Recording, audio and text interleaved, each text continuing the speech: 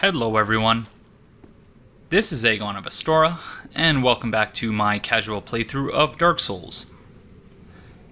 Hard to believe it, but this is episode 20 already. We're already up to episode 20, and we still have a fair bit left to do, so we might be closer to 30 than to 20 by the time this playthrough is through. It is Sunday, August 30th on the date of recording, shortly after the recording of episode 19. And I had originally planned to just keep recording, and I say that I'm going to do that just about every time, that I'm going to just go straight from one episode to the next, and stop at two being my max. And I'm sure some of you have noticed, but yeah, I record these episodes in blocks of 2 each time. But I couldn't keep myself from quickly going to edit the footage from the previous episode, and in particular the Artorias boss fight.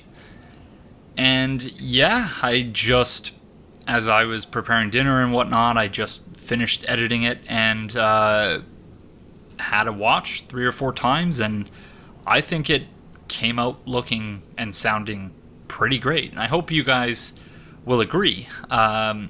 You will have already seen it at the point that you're watching this, but I've not seen any of your reactions because it's not even yet rendered, but looks pretty good from what I can tell. That aside, because of my sheer and utter childlike excitement over that scene, we left a number of lore threads dangling at the end of the previous episode, so we're going to start getting caught up on that.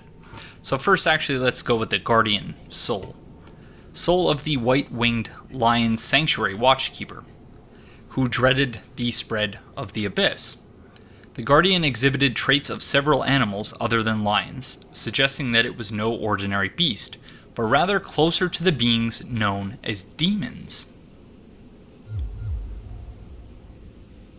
Not really sure what to make of that. It's almost as if the Guardian Dragon was commissioned. I wasn't supposed to turn the camera, because I just revealed something. Whoops. It's almost as if the Guardian Dragon was commissioned by Izalith or something like that, but the timing of that wouldn't really make all that much sense, I don't think. But yeah, we'll leave that for now. Unfortunately, we're not going to, and yeah, this isn't a Let's Talk Lore series, this is a casual playthrough, but obviously, I promised that I'm going to talk lore, and I enjoy talking lore, so we're going to do that. But I'm not going to go out of my way to get, say, the Guardian Soul converted into a weapon, although I'm not sure if there are any weapons that can be made from it. Although I imagine that there would be, because otherwise why would you have a soul? But yeah, Soul of Artorias. That aside, what I'm trying to say is essentially we're not going to be getting all of the items and all of the item descriptions. And so we're just going to have to do with kind of, not exactly extrapolating, but there will be a few times where I pull in item descriptions from elsewhere. Today is not necessarily going to be one of those times, but we do have the Soul of Artorias, but in order to craft, I believe, the sword and the Great Shield, we would need 2 Souls of Artorias, so that's clearly not happening. But even before we look at the description itself, we can see here that whereas elsewhere in the game, Artorias is referred to Knight Artorias, Abyss Walker, the hero who saved Lordran from the spread of the abyss. He halted the spread of the abyss. But even in the byline for this soul, it says Soul of Knight Artorias, victim of the abyss. Excuse me. Soul of Lord Gwyn's Knight Artorias, who was consumed by the abyss. The legend that Artorias repelled the abyss only told half of the story. It seems that he was defeated and his honor preserved by some unsung hero who was the true victor over the abyss. Yep, Dark Souls actually doing history the way history is or isn't. Let me rephrase that. I can't talk today. I don't believe history exists in the same way that most people think history exists. Most people seem to think that history is this unproblematic, word for word, step by step retelling of something that happened in the past. But in fact, history, there's that saying, which I don't agree with entirely, but that history is written by the victors. To some extent, that's true, but more fundamentally, history can only be written from that which is saved. History can't be written unless something that happened, some evidence of something that happened, was preserved, not specifically for the purpose of doing history, but from which the history of that period, the context around which that item or thing or document emerged, so that history can be written. And this is something that I had a really hard time grappling with when I first started graduate school, and kind of seeing the, I guess, legends, much like Artorias, the legends of certain scientists who I really admired and looked up to. Being familiar with their history as it was regarded by other scientists and by, in the popular consciousness.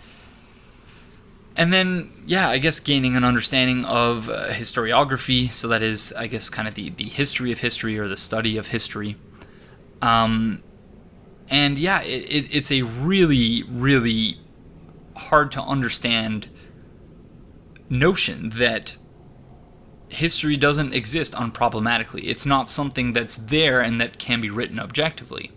In fact, the very act of doing history, by looking to the past, by narrating a historical account of something, you are, by that very act, changing history. You are changing the events that you're describing by the mere fact that you're narrating them. So that's probably not going to make any sense. And so to that end, I've prepared an excerpt from an interview that Hidetaka Miyazaki did with Rich Stanton of IGN in the aftermath of the release of the Artorias of the Abyss DLC. So, as always, the link will be in the description.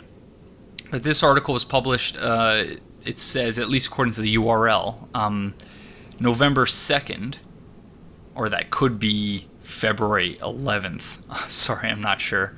I hate the inconsistencies with the date or the month and the day.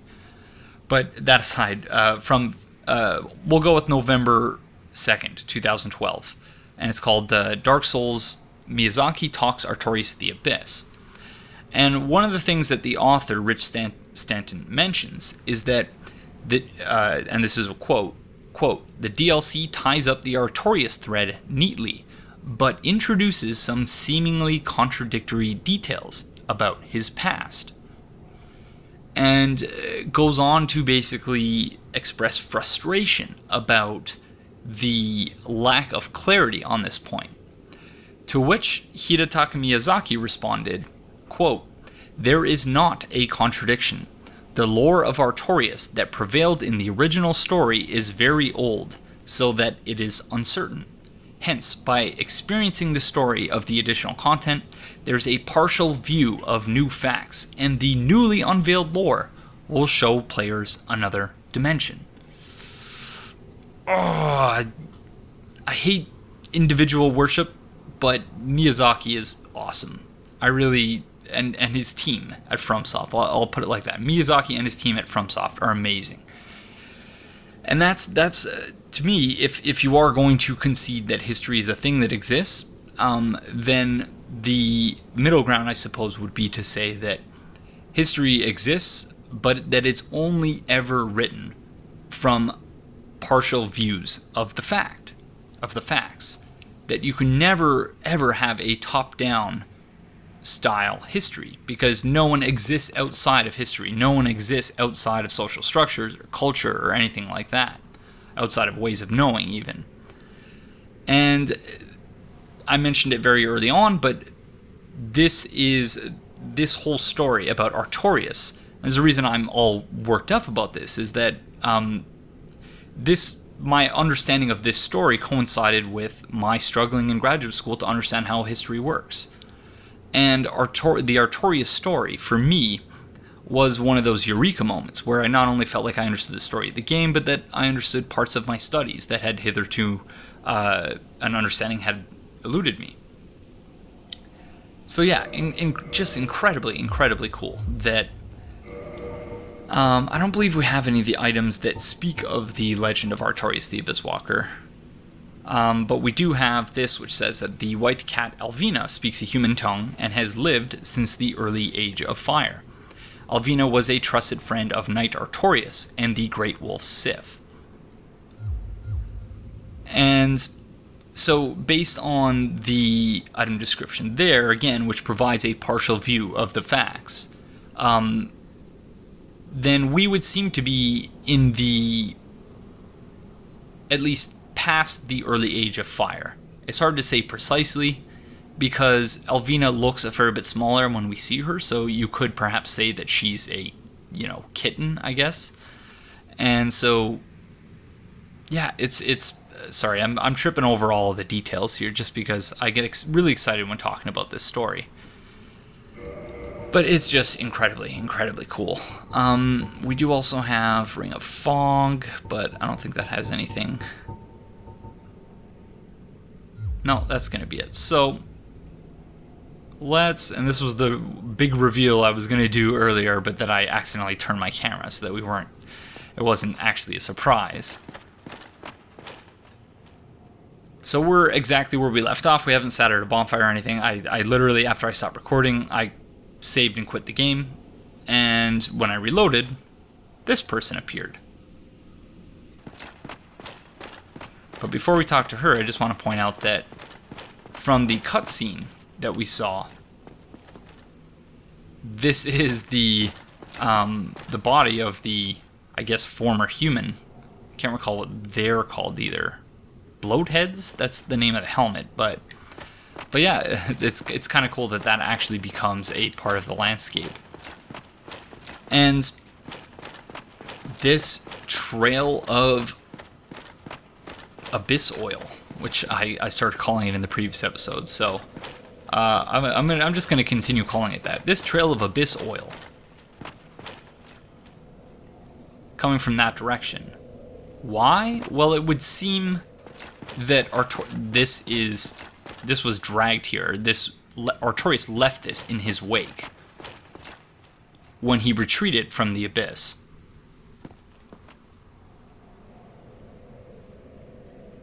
So just really, lots of really cool small details here. You can see there's also kind of a mist in the air.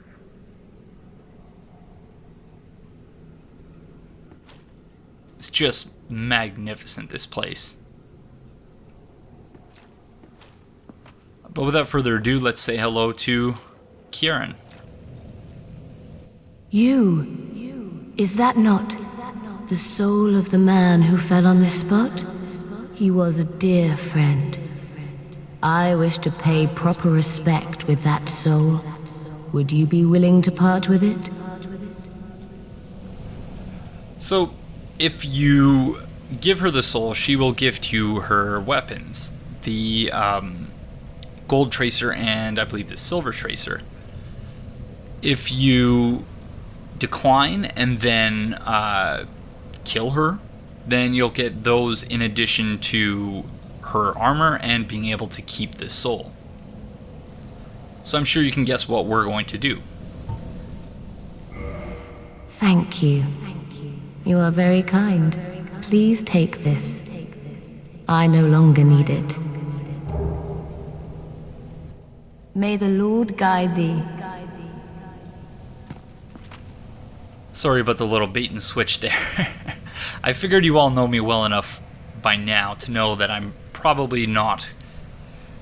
that I'm less inclined to do something like slaughter Ciaran just because it gets me a couple of other trinkets. May the Lord guide thee. Unfortunately, that's all the dialogue she has for us, I believe, but... let's have a look at what she's praying to here. I guess an impromptu headstone for Artorias.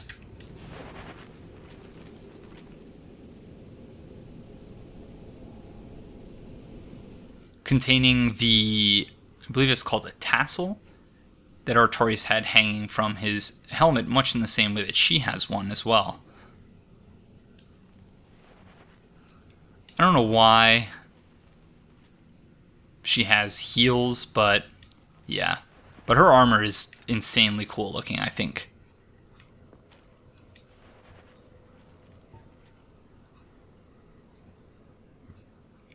You probably don't want to get scratched by those gloves either.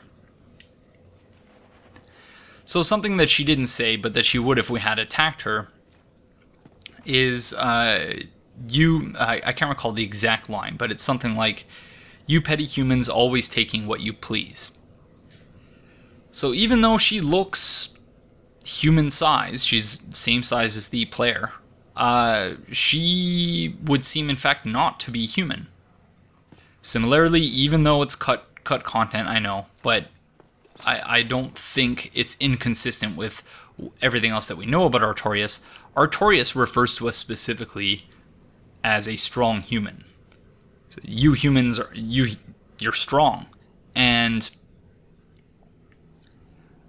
as well, what was the other point I was going to make there? That we're strong, and that, you know, we might not all be.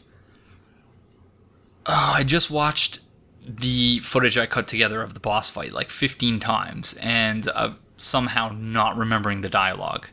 But that we might in fact be more than just the dark. Something to that effect. And so we are able to enter the Abyss in its current state with no problem. Granted, it's a little bit dark there, it's scary, and, you know, there's lots of really freaky stuff going on there. But it doesn't really harm us. But as we can see for Artorias, it really did a number on him. And as we heard, in fact, in the previous episode, the one line that I left in there, which might have seemed odd to some of you, was that he's called out to Sif at some point. He said, "Ah, Sif, there you are." And again, we don't know the context in which that dialogue was meant to be used, but the way that I interpreted it, or at least the way that I presented it, my interpretation of that was simply that Artorias was beginning to lose his mind. In a manner very different from that which occurs when you hollow, because of course he's not human, so he couldn't be in the process of reverting back to a pygmy because he never was one. And yeah, so it's just really sad story, but also a story about how one person is, you know, whenever you hear these grand heroic narratives, is generally much more to the story. And even though the item description mentions that there was an unsung hero who in fact halted the spread of the Abyss instead of Artorias, you could look at it just on the basis of the universe of Dark Souls, the cyclical nature of the same, and the multiverse theory as I presented it, whereby we're all chosen undeads. And things only change in the world when either through random selection or when a certain number of chosen undeads commit a certain action. So in that sense, you could see it as it wasn't Artorias who halted the spread of the Abyss, but it was the chosen undeads, the plural of the chosen undead.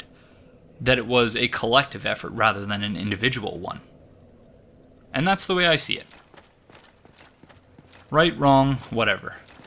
It's again, Miyazaki purposely leaves these things open to interpretation. So we're not in human form because we got slaughtered by Artorias because of my awful heal at the end of our first fight against him.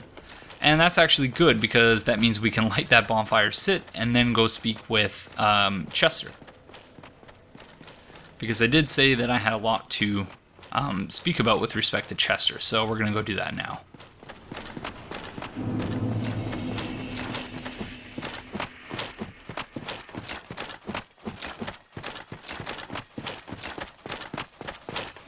Hi, friend. Let me guess. Snatched by a shadowy limb and dragged off to the past? Yes, of course. Exactly what happened to me. We are both strangers in this strange land. But at least now there are two of us. Did you really slay Knight Artorias? I'd heard the Abyss found him first, but even still, that's absolutely treacherous. Yes, magnificently so.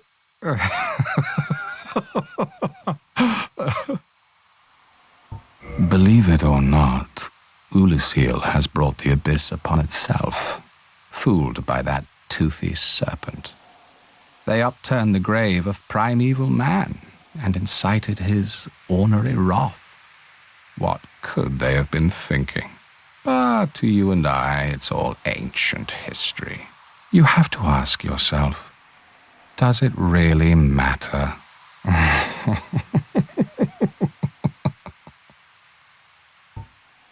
So, what did that giant mushroom make you do? Not that I care. It's none of my business.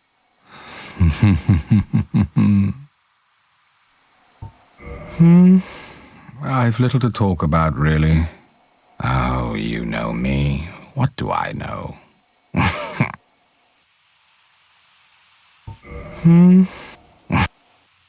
So, if you've played either Dark Souls 2 or Bloodborne, and no spoilers here, but if you've played either of those games, or at least no major spoilers, and that voice sounds familiar to you, it really should, because it's the voice of King Vendrick from Dark Souls 2, and Jura from Bloodborne. One of my favorite voice actors from the Souls games. I'm just trying to decide what it is we need here, if anything at all. His stuff is all rather overpriced. Like 10,000 for humanity. Yeah, actually, we don't really need anything from you at all. So long. So he mentions a few very interesting things. He says that he was pulled into the past, just like we were. But of course, his clothing looks a fair bit more modern than does ours, doesn't it? You could say it looks Bloodborne-esque. And I think that, yeah, he's supposed to be from a time even later than the Chosen Undead. Because I don't believe we see candles like this, at least, anywhere in the game. Nor any bags like that either. And so I don't know, like, to what extent we're to read into this lore-wise, but he seems, yeah, to be from an age far, far after our own. And so for him, this is really, really ancient history. For us, it's just ancient history. For him, it's super ancient history. And that's not the only, I guess, trace of Bloodborne that we find throughout the DLC. In fact, if you'll notice, pretty much as soon as we enter the Oolacile Township, you'll notice that the ambient noise here sounds much more like Bloodborne than it does like Dark Souls 1.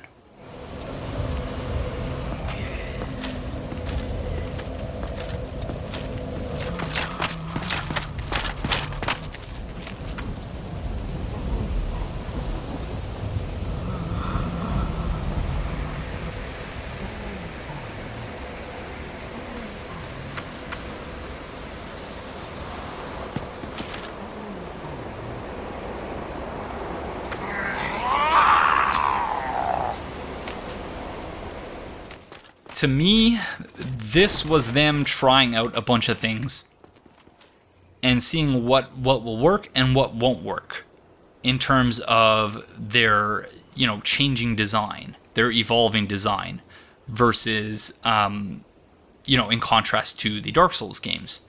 Because this area is very different than the rest of the game. There's a lot of things that stand out in that, they're unique or more detailed. Oh, and something else that I'm hoping that at least a few of you noticed. before I even mentioned it. That's right, dark embers. And these ones you can't actually see with the binoculars.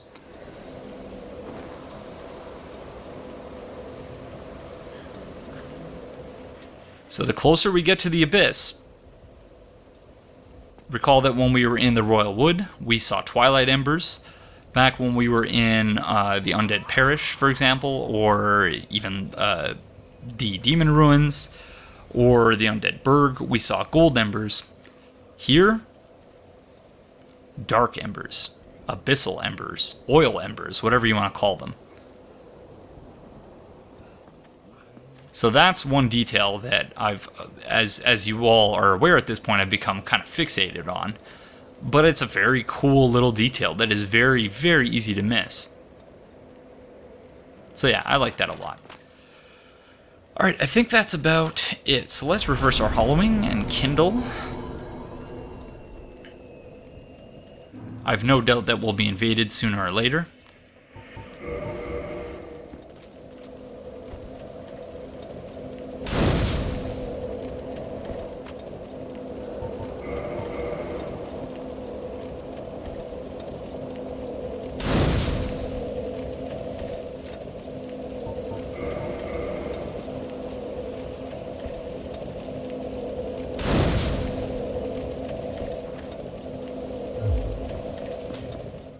Whether by Marvelous Chester or another player. So either way, we'll make sure that we're ready for that. So we do want to have our charcoal pine resin ready, as well as our homeward bones, so that we can be notified in advance of any invasion, or in advance of being targeted for an invasion.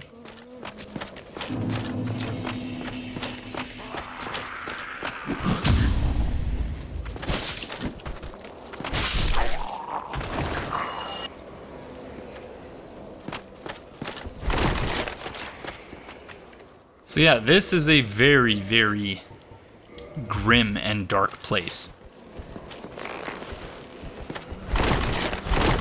We do want to make sure that we are fast rolling here.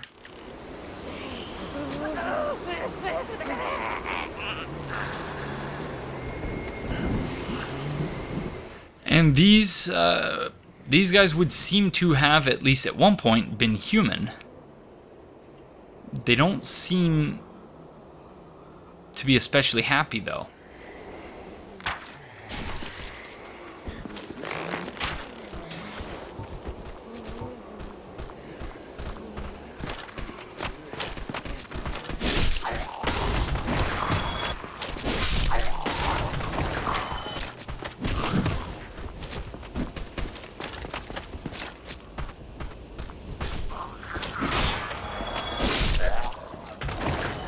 I was trying to be cool there by kicking them off the edge, but probably shouldn't do that, just in case one of them drops something. We do want to have access to that drop.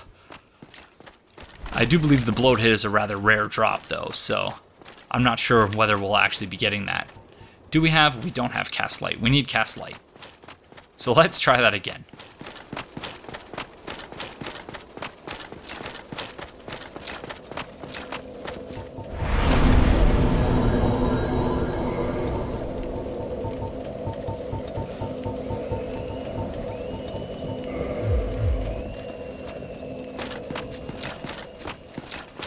I'm honestly amazed that we haven't been invaded yet.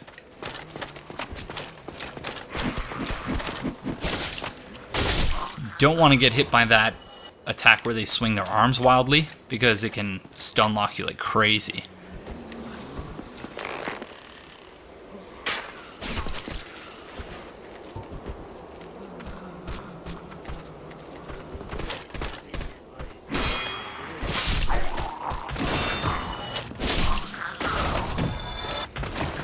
So yeah, really unsettling, this place.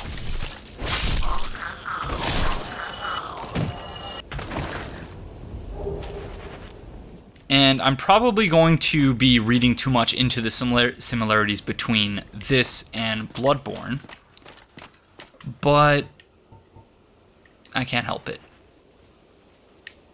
First notice the elongated arms, and okay, That's one of the creepier ragdolls I've ever seen. Stop, stop, please. Please stop. That is so... Okay, I'm gonna look at this one here. They have the really elongated arms just like the huntsmen do in Bloodborne. And enemy types I don't think is a spoiler, or even just mentioning the name, because you have to have played the game enough to actually know that, or even read the guide to know the name. So I don't believe I'm spoiling anything. But if you are extremely concerned about Bloodborne spoilers, I will put a skip button in the video so that you can avoid that subject. Just, I want to be cautious about that, just for the interests of those who haven't played it and want to go into it blind. But yeah, I noticed a lot of similarities between these enemies and how they've been transformed and those of the huntsmen in Bloodborne.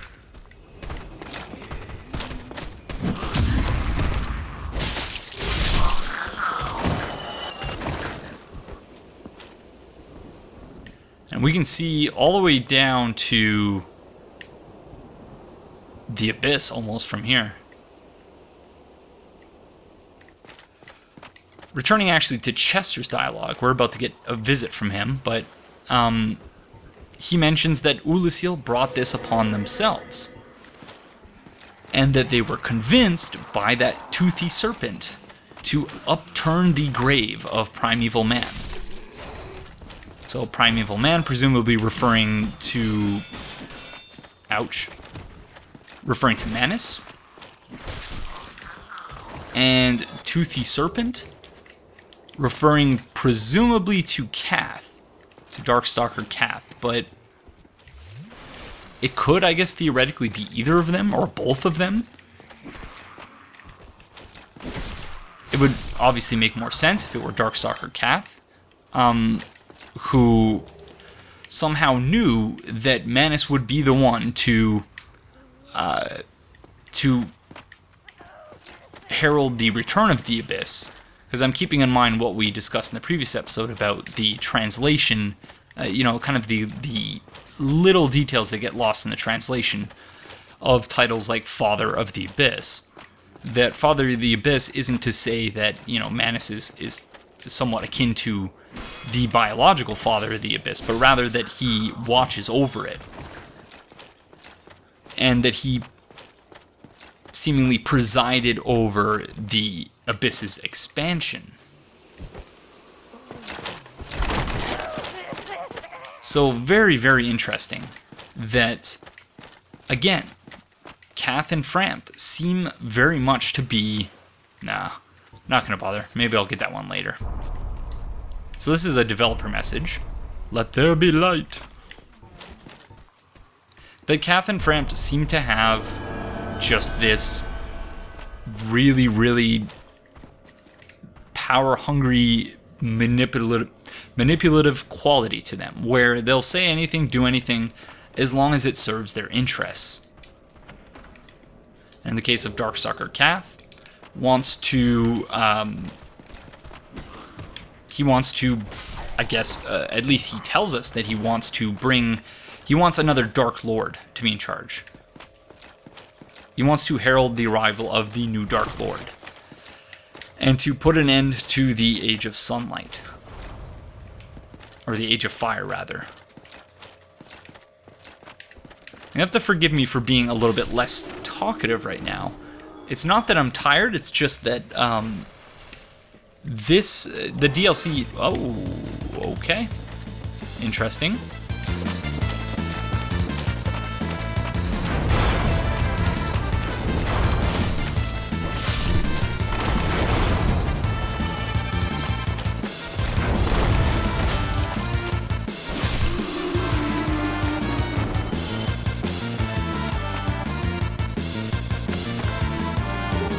Okay, we're gonna have to read some item descriptions in a little bit. I don't remember how the heck to get out of here, though. So this could be a problem. Especially if we run into the Invader.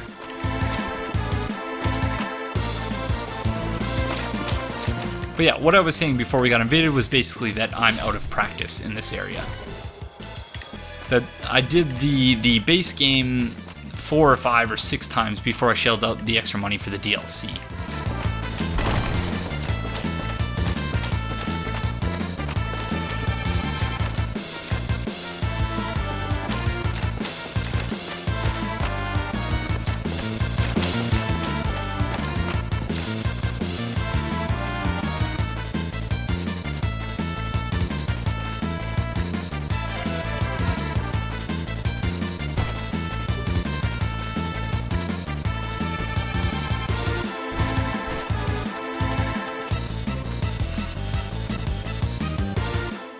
Where is this invader?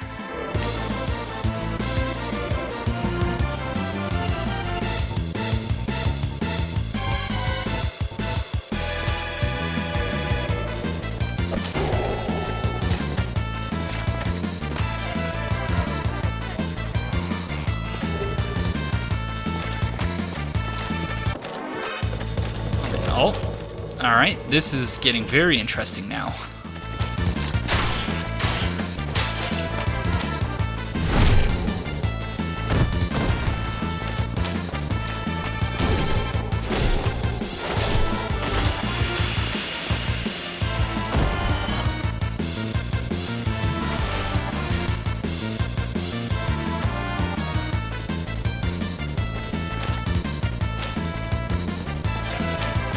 Oh, invader!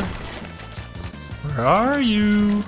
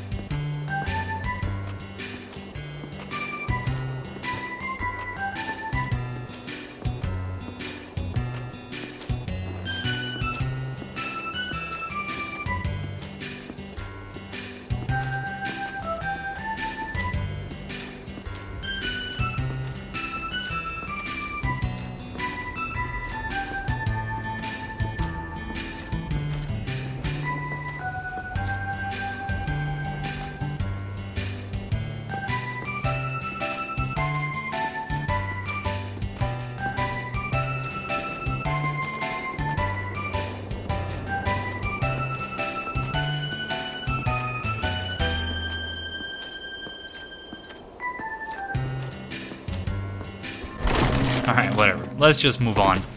The invader's gonna be hiding around a corner somewhere, trying to be...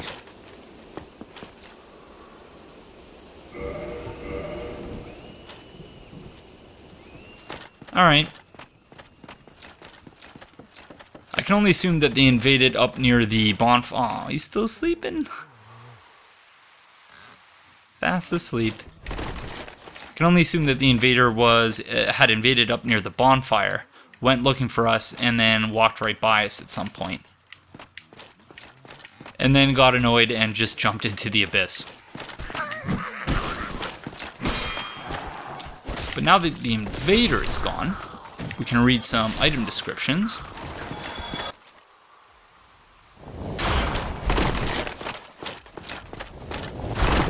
But not first before we take out this very annoying sorcerer over here.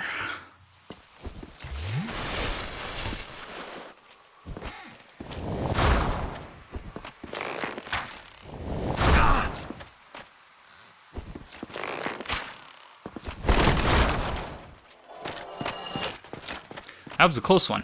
Okay. Silver pendant, deflects dark. Silver pendant engraved with the crest of Artorias, one of the ancient treasures of Anorlando, presented to Artorias for facing the abyss. Effectively deflects the dark of the abyss, especially in its magic forms. So of course it does that. Does it like that. Not sure why Artorias didn't have that on him. Perhaps he stashed it away when it became clear that he simply, even with the help of the pendant, was unable to withstand the weight of the abyss, the dark of it. I'm not entirely sure. Oh my gosh. I also picked up my favorite item in the game, and we haven't even talked about it yet. So let's kill this guy and then do that.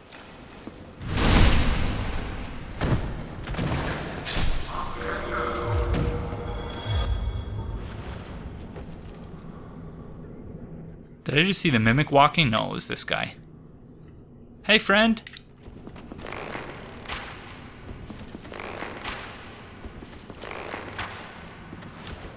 Oh, 2 hits are enough to poison them. Actually, yeah. Before we start talking about things, let's dish out some poison.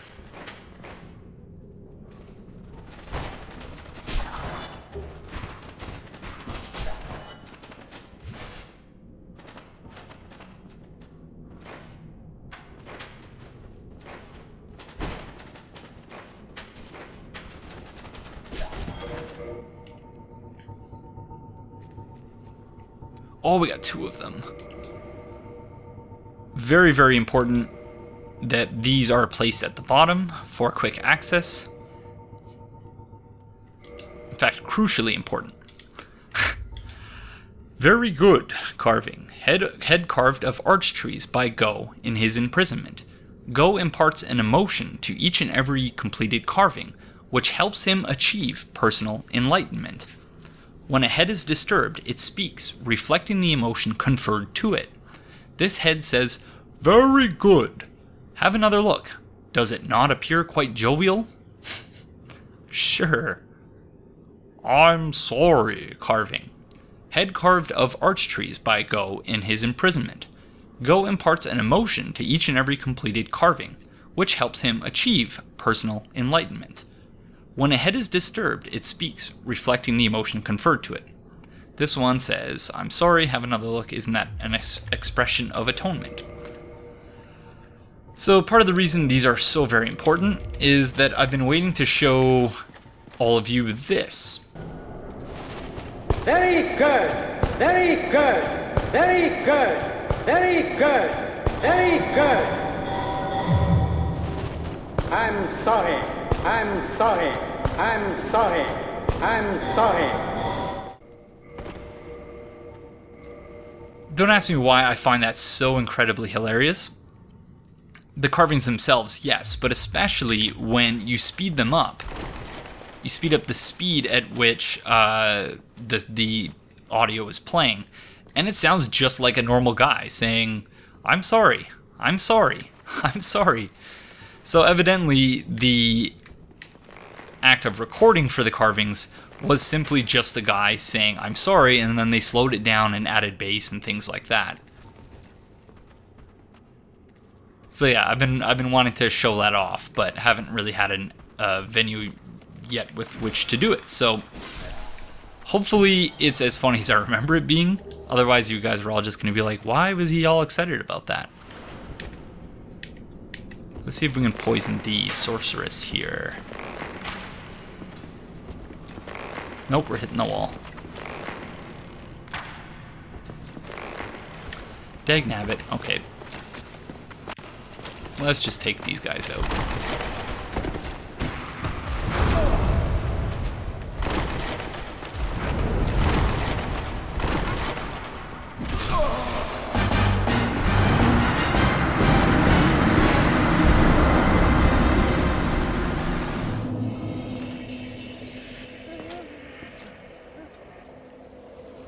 So whenever you have a sudden burst of confidence, you feel, you know what? Cheese, I like cheese, but sometimes I can go without it. I don't need it. Dark Souls will swiftly put you back in your place and tell you, you need cheese. It's good for you. It helps you get through difficult areas.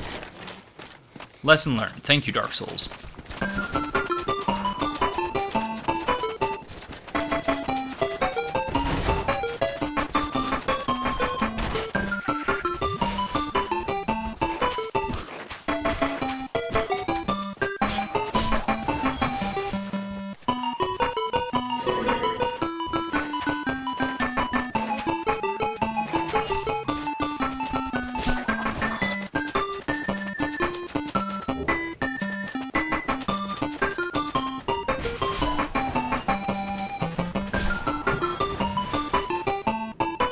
Okay, we're back, and we actually picked up a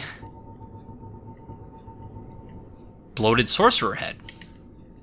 The head of an Oolacile resident whose humanity went wild after being devoured by the Dark of Manus, Father of the Abyss.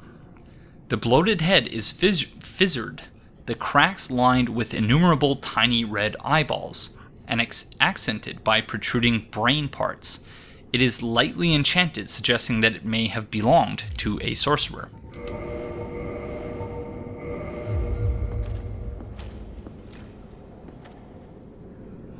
So yeah,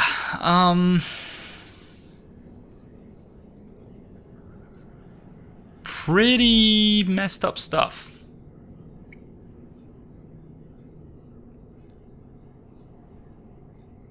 That this was once the head of a human being.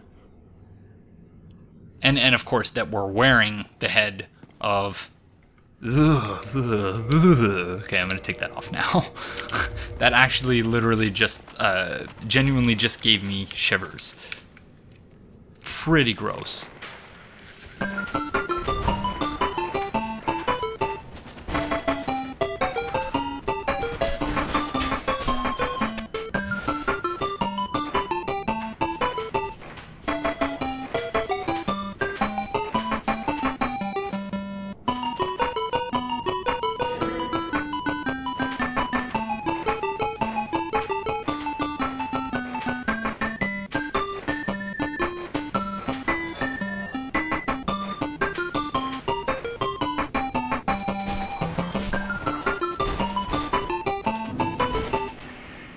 Okay, we did it. This looks like an illusory wall, but it isn't. And we can see the further down we get here, the more abyss oil we see.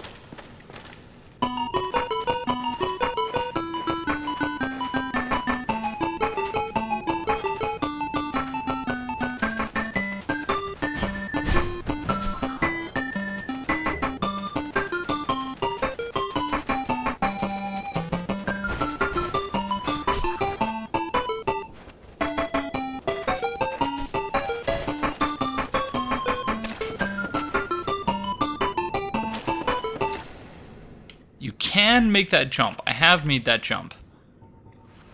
But it's much easier if you just do this.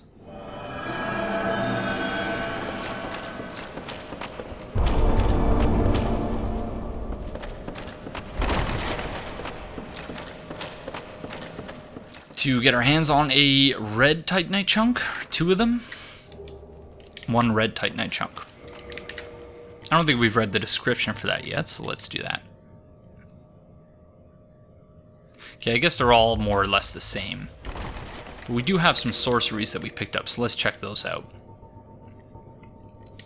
Dark Orb, Abyss sorcery discovered by an Oolacile sorcerer on the brink of madness. Fire Giant Dark Orb. In contrast to standard soul sorceries, Abyss sorceries are weighty and inflict physical damage. Perhaps human souls, because of their humanity, produce sorceries with a more tangible presence. Although Dark Fog is, in theory, relatively close to humanity, it also happens to be a terrible poison for humans. Perhaps it reflects man's cruelty against his own. So much like the Abyss itself, even though we seem to have originated from the Abyss, that being hollow is kind of our natural state, our state of nature, in a way, if you will. It's still not particularly good for us. And I guess the meta suggestion there would be that everyone kind of has evil on the inside. I'm not sure how I feel about that, but that evil is our natural state, in a way. I don't know. Although, I guess the game isn't really referring to good and evil. It tends to be a lot more gray than that. Crest Key, Bent Crest Key. The grooves of the crest are enchanted. The door sealed with a powerful spell. So that, of course, will allow us to speak with Hawkeye Go, the fourth and final knight of Lord Gwyn, of Gwyn's Four Knights. As we've already met the first three, that is Dragonstair Ornstein, and then Knight Artorias himself, Lord's Blade Ciaran, and oh yes, and we have... Some of you are probably just yelling at me, yelling at your screen saying, you didn't read the item descriptions for the items yet, for the weapons that Ciaran gave us. So let's do that. A dark silver dagger used by the Lord's Blade Ciaran of Gwyn's Four Knights. The victim is first distracted by dazzling streaks of the gold tracer, then stung by the vicious poison of this dagger. More specifically, I believe it does toxic damage, or causes toxic buildup, that is. And the second one is a weapon that we will definitely be using at some point, the gold tracer. Curved sword used by the Lord's Blade Ciaran, one of Lord Gwyn's Four Knights. Ciaran brandishes her sword in a mesmerizing dance, etching the darkness with dire streaks of gold.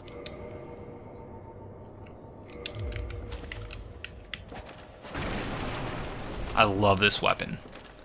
Not a huge fan of the silver tracer, but I love the gold tracer.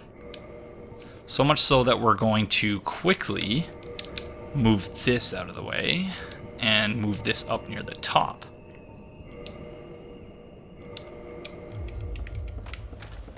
So that I remember to upgrade it to +5. Okay, where are we now?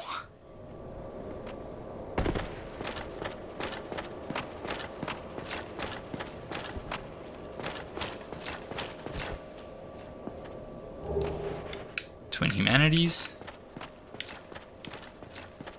So we're obviously not going to get to the Abyss today or any of the other bosses, but I do want to try and at least get to the shortcut before we cut it.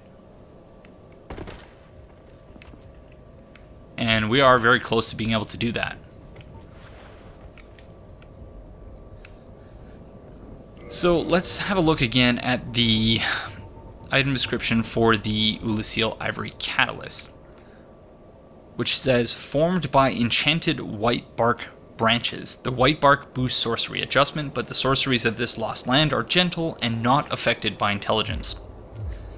So these look like white bark branches that they're holding, rather than the catalysts themselves, which is very interesting. And I've never actually tried to poison any of the enemies from here, so let's see if we can do that.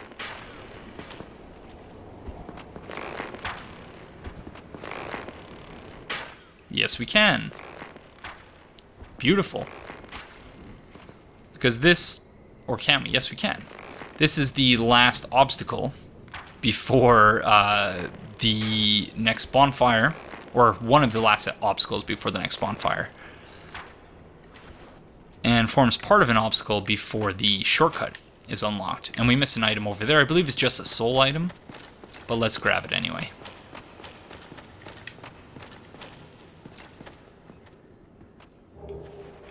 Soul of a hero, so that's 10,000 souls. And you can begin to see here, it looks almost like water, but that would seem to be either the Abyss liquid or the Abyss itself. Very creepy and atmospheric, this place. Again, just like Bloodborne. So it's no, like, you can really tell that they decided to use Bloodborne as a trial run for certain types of, certain art styles that they've not yet done up to that point. Oh yeah, I forgot we ran by all the enemies. I'm like, why is that guy there?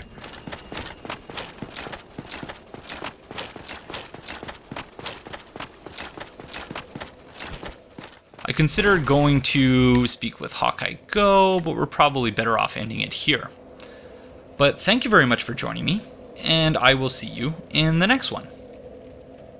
Stupid bonfire prompt. Oh, thank you. Bye-bye.